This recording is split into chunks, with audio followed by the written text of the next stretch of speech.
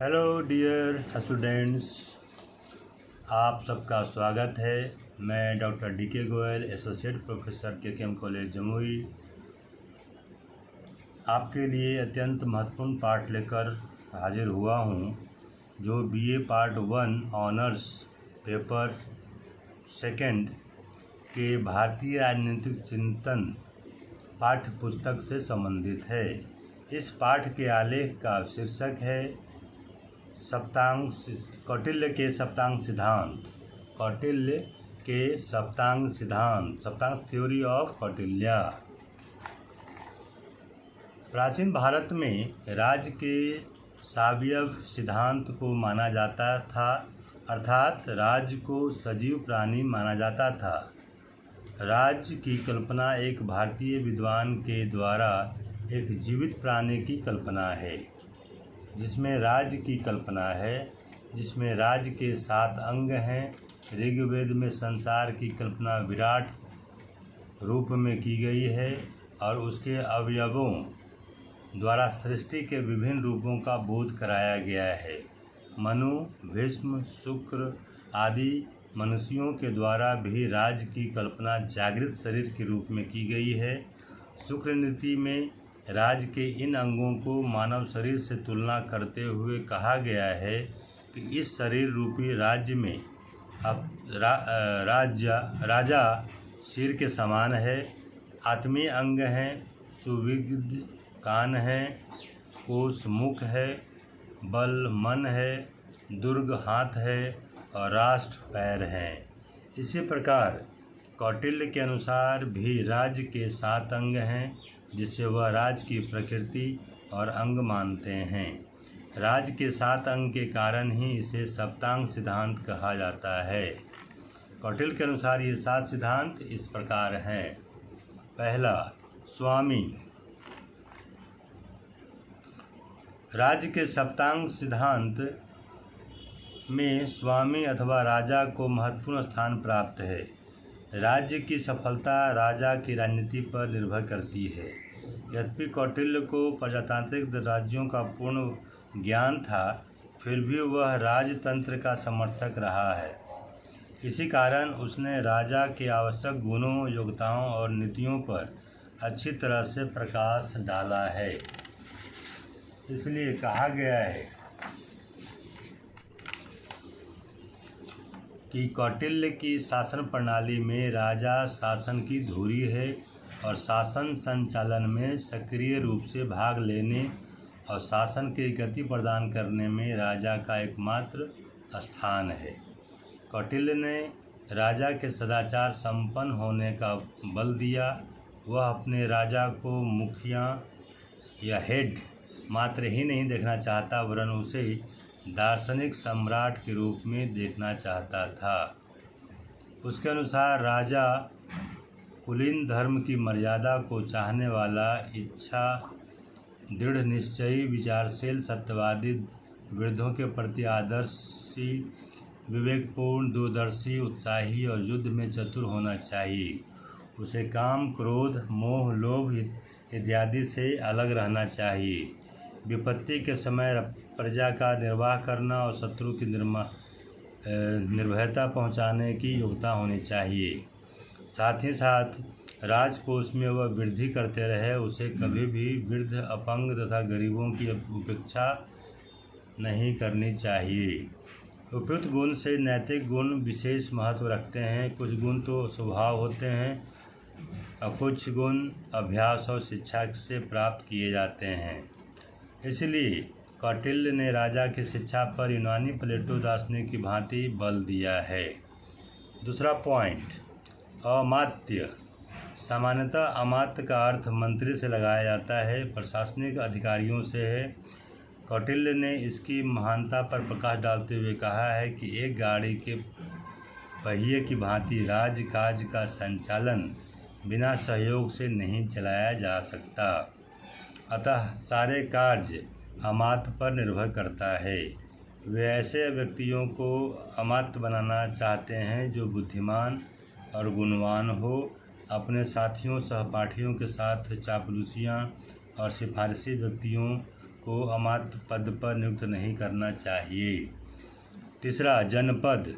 यद्यपि कौटिल्य ने अर्थशास्त्र में स्पष्ट रूप से कहीं भी इसकी परिभाषा नहीं दी है, फिर भी जनपद से इसका अर्थ मात्र भूप्रदेश ही नहीं वरन राज्य के निवासी या जनपद से भी है। अर्थात जनपद के अभाव में राज्य की कल्पना नहीं की जा सकती। कौटिल्य ने जनपद की स्थापना का वर्णन करते हुए कहा है कि राजा को चाहिए कि दूसरे देश से मनुष्यों को बुलवाकर अथवा अपने देश की जनसंख्या की वृद्धि कर वह नए या पुराने जनपद को बसाए। प्रत्येक जनपद में कम से कम 100 घर और अधिक से अधिक 500 घर वाले बसाए जाएं, जिसमें प्रायः शूद्र तथा किसान अधिक हों। एक गांव दूसरे गांव से कोस भर 2 कोस की दूरी पर हो, जिससे कि कोई अवसर आने पर एक दूसरे की सहायता कर सकें। साथ ही कौटिल्य ने भूप्रदेश के आकार के विषय में निश्चित रूप से कुछ नहीं कहा है, लेकिन अर्थशास्त्र में कुछ ऐसे संकेत मिलते हैं जिसके आधार पर यह कहा जा सकता है कि वह राज्य के छोटे राज्यों में अथवा प्रकट कर सकें। कौटिल्य ने अच्छे जनपद के आवश्यक गुणों का वर्णन करते हुए कहा है कि वहाँ की जलवायु स्वस्थ वर्धक हो, भूमि उपजाऊ हो, उसमें खेती योग्य भूमि के अतिरिक्त घने जंगल भी हों, जनपद की सीमा सुरक्षित भी हो, नदियाँ, पशुधन एवं खनिज पदार्थ आदि की बहुलता हो। चौथा पॉइंट, दुर्ग। राज्य की सुरक्षा के लिए सुदृढ़ दुर्ग आवश्यक होता है। जनपद के अनेक गुणों में एक गुण यह है कि उसके स्थान पर अनेकों दुर्ग हो जाते हैं जो बाह्य शत्रुओं से राज्य की सुरक्षा कर सके। कौटिल्य के अनुसार दुर्ग 4 प्रकार के होते हैं। इसमें पहला है औदक दुर्ग, दूसरा है पर्वत दुर्ग, तीसरा है धनवन दुर्ग,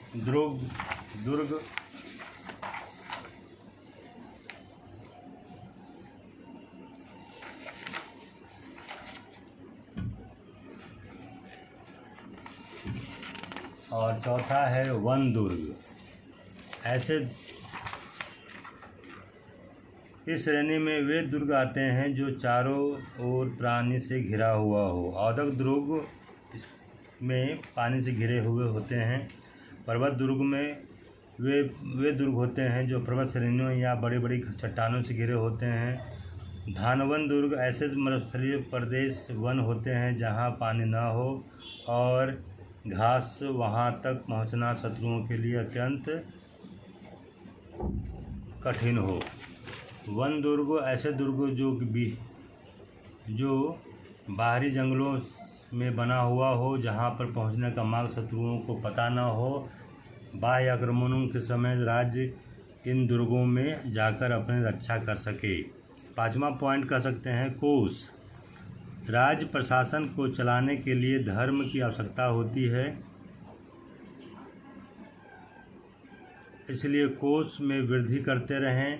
उसके कोष में हीरे जवाहरात, सोना चांदी होना चाहिए, परंतु कोष में वृद्धि करते समय राजा को इस बात का ध्यान रखना चाहिए कि धर्म पूर्वक ही धन का संग्रह किया जाना चाहिए।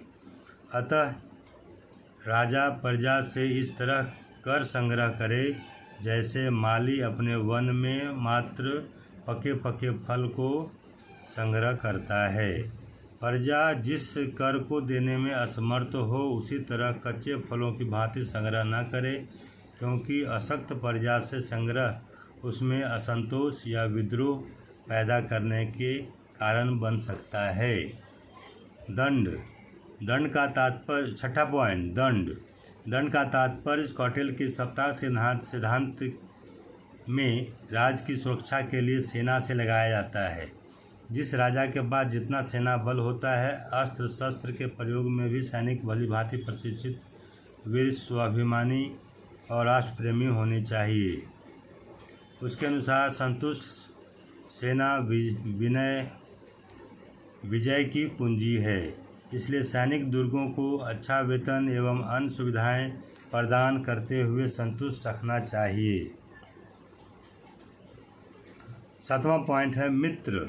राज्य की उन्नति के लिए एवं विपत्ति काल में सहायता के लिए मित्रों की आवश्यकता होती है। इसके लिए आवश्यक है कि राजा अपने ऐसे मित्र को रखे जो समय पर सहायता कर सके, वे राजा के विश्वास पात्र हो सके ताकि आवश्यकता पड़ने पर राजा महत्वपूर्ण मामले में उसके साथ विमर्श कर सके।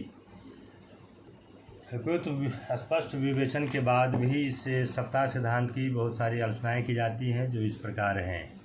पहला है आलोचकों का कथन है कि वर्तमान युग में राज्य के आवश्यक तत्व जनसंख्या, भूभाग, सरकार एवं संप्रभुता है, किंतु कौटिल्य ने अपने इस सिद्धांत में किसी भी अंग का वर्णन नहीं किया है, जो सर्वथा अनुचित प्रतीत होता है।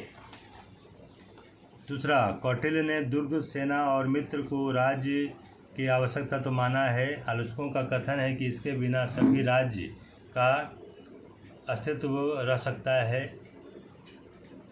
सेना के अभाव में कोई भी राज्य समाप्त नहीं हो पाएगा। निसंदेह दुर्ग, कोष और सेना और मित्र के अभाव में राज्य अस्थायी रह सकता है।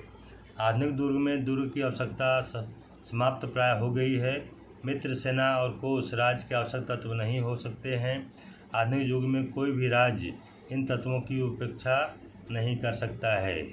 तीसरा, राज्य के सप्ताह सिद्धांत में केवल राजा के शरीर का आभास मिलता है। आलोचकों के अनुसार राज्य को एक शरीर बताना सर्वथा अनुचित होगा। चौथा, कौटिल्य ने अपने सप्ताह सिद्धांत में केवल राजतंत्रात्मक सिद्धांत के अनावश्यक तत्वों का ही वर्णन किया है। इसमें प्रजातांत्रिक सरकार की भावना की पूर्णतया अपेक्षा की है, जबकि आधुनिक शासन प्रणाली में प्रजातांत्रिक शासन व्यवस्था ही लोकप्रिय शासन व्यवस्था मानी जाती है।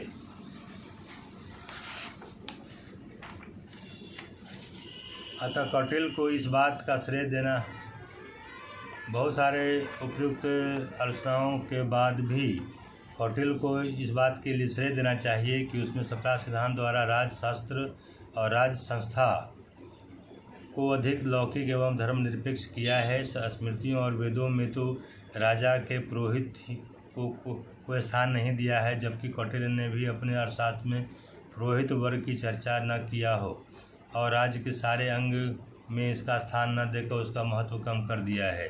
इस प्रकार यह यहीं पर समाप्त होता है। धन्यवाद।